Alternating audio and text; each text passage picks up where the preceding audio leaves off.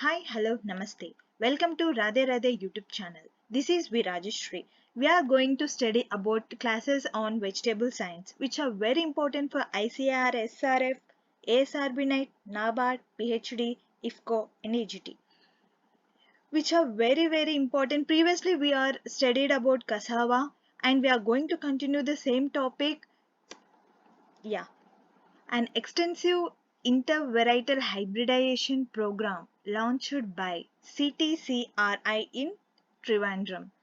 So this is a program for developing the hybridization which was launched in Trivandrum CTCRI. There is a test for identifying the cassava mosaic virus during initial stages. That this test shows early identification of early cassava mosaic virus, so that it is very beneficial in initial stages only. This test is known as serodiagnostic test. Next, techniques for the elimination of cassava mosaic disease developed first in Canada by Karta and Gambor in 1978. Concept of use of double haploids in cassava breeding has been advocated by H. Ceballos and his colleagues at CIAT, Cali, Colombia. World Cassava Association are maintained at IITA, Ibadan, Nigeria, and CIAT, Cali, Colombia. We studied previously these abbreviations which are very important. IITA, which is very important. It is the International Institute for Tropical Agriculture, which is in Ibadan in Nigeria. And one more is CIAT, International Center for Tropical Agriculture, which is located at Cali, Colombia. These are very important. We have to thoroughly see the abbreviation and the place where it is located. Next, seeds after harvest have dormancy for about 3 to 4 months. Yes, cassava seeds after dormancy, actually through cuttings or stakes we propagate this cassava, but there is one more method which is true cassava seed method. So in that method, normally seeds, after collection of seeds, it takes 3 to 4 months to break the dormancy. Spacing. Non-branching type have 75 into 75 centimeter spacing, and semi and branched type have 90 into 90 centimeter spacing. Best time of planting is onset of rainy season. Crop is ready 10 to 11 months after planting. Staggered harvesting is followed in cassava. Hand harvesting is followed in India. What is the difference between staggered harvesting and hand harvesting?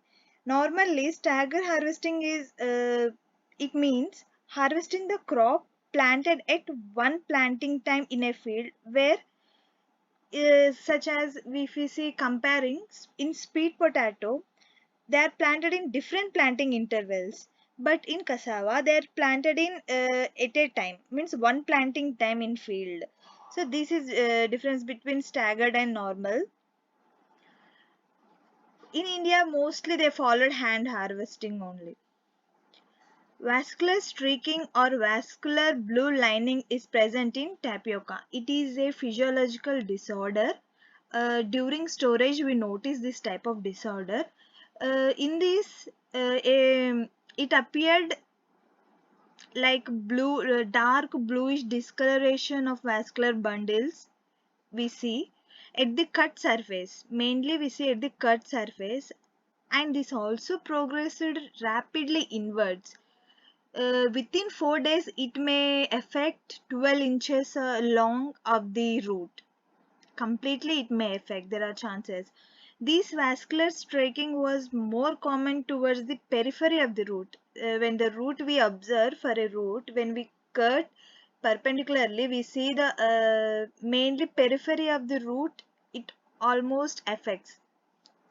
In some cases, the parenchymatous tissue between the vessels near the cambium was slightly discolored with a light bluish cast. at that place we see a light bluish cast, so that we can identify this type of physiological disorder. It causes mainly during storage. Next, pathogens responsible for tuber rotting. There are Rhizophus oryza, Bacillus species, Penicillium species, and yeast. These are the pathogens which are mainly responsible for tuber rotting. Drying in the form of chips, starch, flour, and pellets is the main method of processing of cassava tubers to enhance its post-harvest storage. Next, genomic size of cassava or tapioca is 770 MB. This bit rarely you see this bit in many of the books or many of the programs, but it is very important for NET SRF.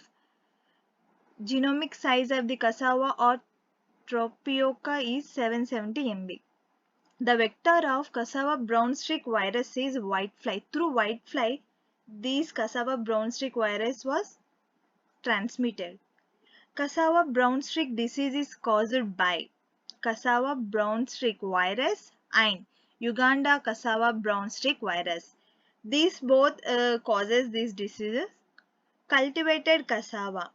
As if we know two species of cassava, in that cultivated cassava was Manihot esculenta subspecies esculenta was domesticated in the Amazon, likely from Manihot esculenta subspecies flabellifolia. As we know, Manihot esculenta subspecies flabellifolia is our ancestor. So there is, we know that this esculenta was domesticated from flabellifolia. Manihot glaziovi is a source of resistance to CMD. It is cassava mosaic disease and bacterial blight in cassava. TME and TMS 97 by 2205, Manihot glaziovi. These three are the sources of cassava mosaic disease resistant cassava. Next, resistant to CMD in cassava is governed by polygenic resistance. This is very important. It is one of the breeding bit.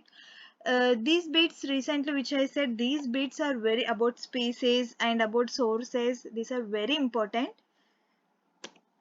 Next, true cassava seed technology, TCS technology.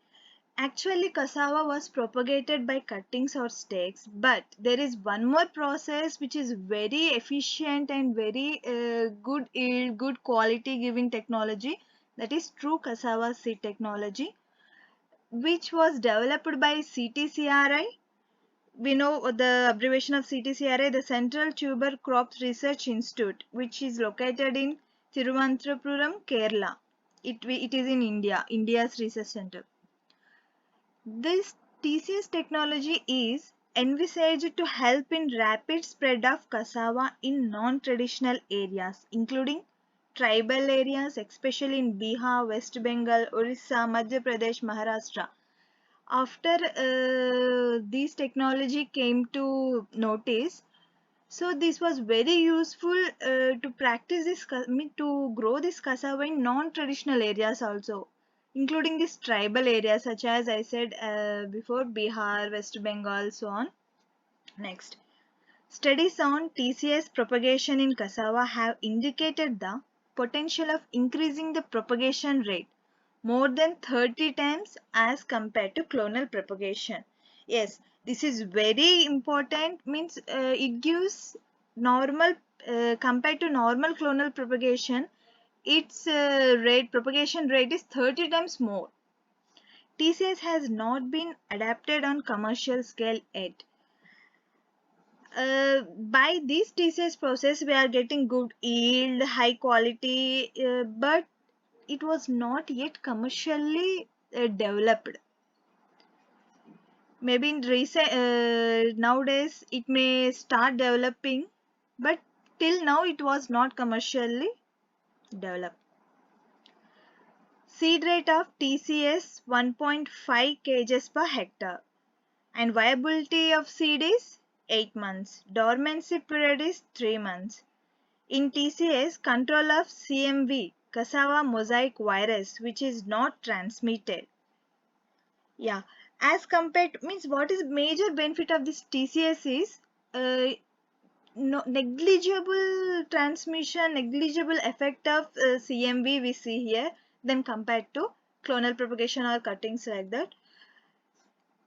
Some of the varieties which we developed through this is Ambakadam of Kerala, CE 647, CE 630, Sri Vishakam, M4 are the varieties used for seedling progenies. But as compared to Sri Vishakam and M4, these Ambakadam of Kerala, CE 647, CE 630 are good in developing of this tuber yield and quality compared to Sri Vishakam and M4.